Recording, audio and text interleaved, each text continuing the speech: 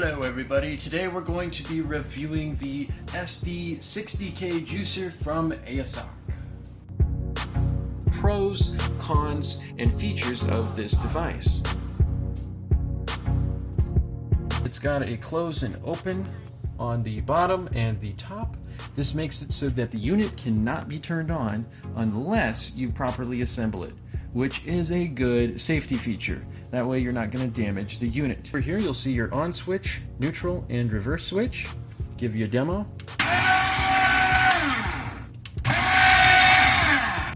Over here you're going to see that there's a stopper.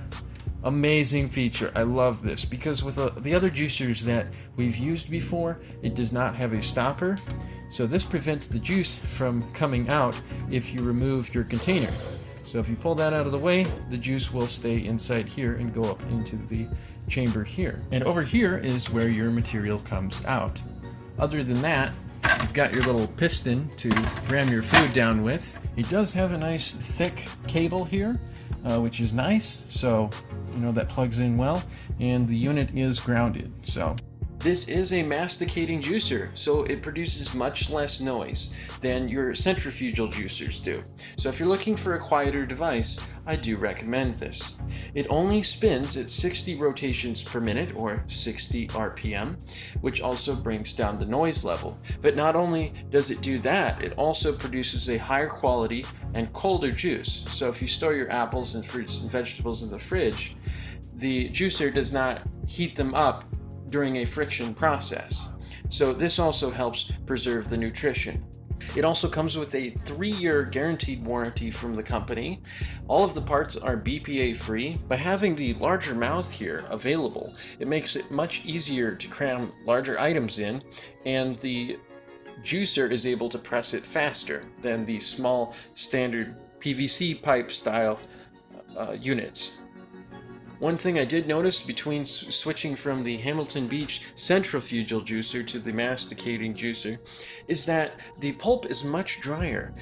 Typically I don't need to run it through a second time, whereas with this centrifugal juicer I would have to run it through a second time because I would get so much more juice out. But with this one, it typically leaves it pretty dry. You won't get very much juice out if you run it through a second time. But it does take more time to prepare the food. In the end, it is definitely worth the time because you're getting a higher quality juice and more of it. But in the beginning, you do need to chop your vegetables up quite well. I recommend putting celery and things like wheatgrass through very last. And yes, this machine does handle wheatgrass, but you do need to chop it up. So right here, if you're cleaning this unit, it'll come with a brush to clean with. The point that I wanted to make is on the back side here, there's a rubber plug, and that is the difficult part to clean because you have to take this side of the brush and put it up into here to clean out the jammed up fibers. And that is a bit difficult to do, and this side as well, you can do a little bit of cleaning in here. But yeah, you just always want to make sure that this plug is put in before operating the machine. But other than that, it's not too difficult to clean, but I did want to point that out because that is a little bit of a hassle.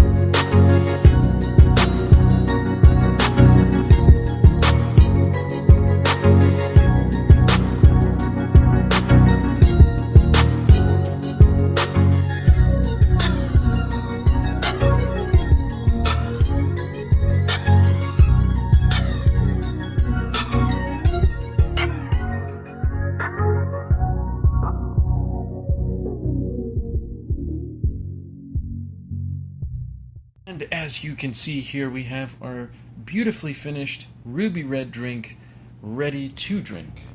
And we're going to be putting it here in the GT's glass bottle. You reuse these. Hard to hold the camera and pour juice at the same time.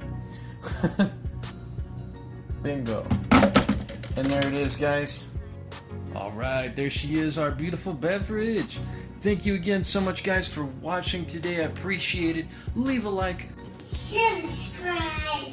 Please leave a comment down below if you're interested in seeing some future juice projects. And what do you juice? What kind of juicer do you have? I'd like to know. I'm interested in hearing what you think. And do you have an AICOK? If not, let me know. $100 will get you a long ways. So you guys take care. Have a great week, and I'll see you soon.